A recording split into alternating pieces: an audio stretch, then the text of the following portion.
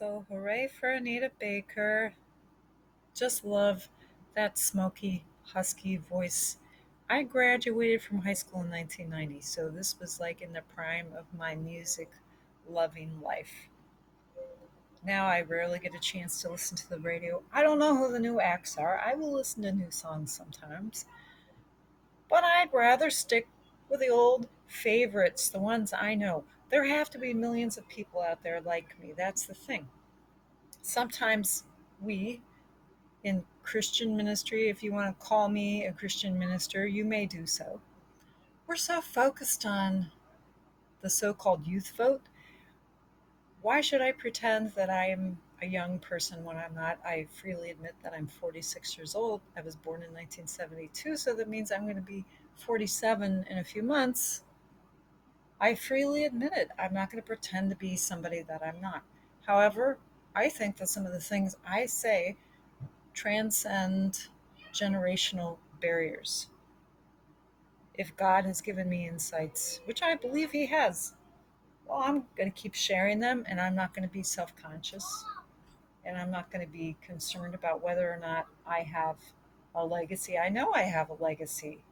I just may not understand what it is in my lifetime, but I'll know what it is when I get to heaven. Excuse me. Yes, yes, honey, don't say mom and not tell me what you want. I am in my room right now. I have the air conditioner on. I hope you don't mind these interruptions, but this version of Screencast-O-Matic, which is what I use, God bless Screencast-O-Matic, I don't know how to pause stuff, so I go with the flow. There's no rehearsal. I don't plan things out. It is sort of a stream of consciousness thing. I'm a competent writer, even a very good writer, but I don't like to write. I like to talk because it's more of a challenge for me to talk and it's more spiritually freeing for me to do so. And I like the challenge of it because words, I'm sometimes fishing for words. I'm fishing for the right way to say things, but I've improved so much because I've been practicing so much for a few years. And again, I have to bring it up that I don't really, as far as I know, have any fans that have lasted my various incarnations of me over the years. And if you want to say that before those were experimental stages, that's fine. They were. Some of them I would never do again today. In fact, I'm not thin enough to do some of the things I used to do. Not that I'm fat, but you know.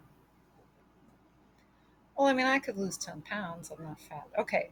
I wish I could, if anybody remembers, if you know who I really am, if I could fit back into that really neat silvery bodysuit that looked like an Austin Powers she-bot suit. I mean, I rocked that because I was extremely thin, not the thinnest I had been, and I had a cute little wig that looked good on me. You know, when you're thin and you have the right frame, you know, the right face, wow, I mean, you can look really good. I mean, you may need to wear a lot of makeup and your hair may be falling out because you're anorexic, but if you wear a wig, nobody will ever notice. No, I wasn't really anorexic. My hair wasn't really falling out, but uh, I know I'm digressing, but my nutrition was not the best. That's why weight loss is not my top priority. Sure, I'd like to lose weight, but I want to do it through lifestyle, in that I really want to devote myself to getting exercise by doing things for my family, like landscaping the yard and cleaning the house, etc. Going for a short walk down to Darby Mart. Yes, that's exercise. I wish it were twice as far away, but I'm not going to walk twice as far just to give myself extra exercise. That would just be boring. But I did enjoy my little stroll today. I'm wearing a long skirt and I'm wearing the perfect summery outfit. It's the skirt is so long. See, I always thought I was too fat to wear the skirt, but I'm really not too fat to wear the skirt. It fits great. It's a small. The waist isn't too tight. I realize I have to pick up the skirt. It's so long, it goes down to my ankles. So if I'm going up the stairs, I have to pick up my skirt like a lady for the first time in years. I have to learn to be a lady again, and that's fine with me. I go with the flow. I'd love to be thin again. I'd love to be a hoochie mama again. But if that's not in the cards for me at this time, it's great. I am willing to do whatever I have to do to save one soul. And maybe that soul wouldn't hear this message until 5 years from now. I would hope not. I suspect not. I suspect that I have a legacy, although it's dubious, because, for example, there's this one quiz game that I play on my phone, and I had the phone turned off for like, it seems like it was about 2 weeks. It was probably close to 2 weeks.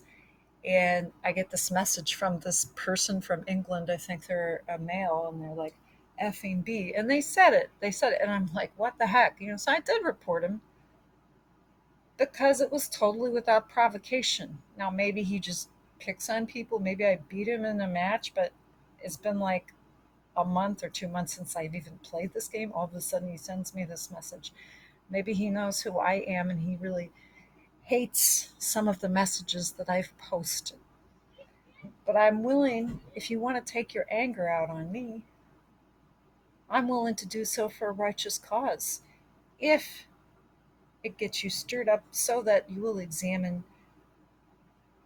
your own moral standing. Maybe you're looking at yourself in a mirror, and it's a magic mirror, and the magic mirror is telling you what you want to hear. But I'm telling you what you don't want to hear is that why I'm an effing B. But I'd rather be a B, baby. Yeah.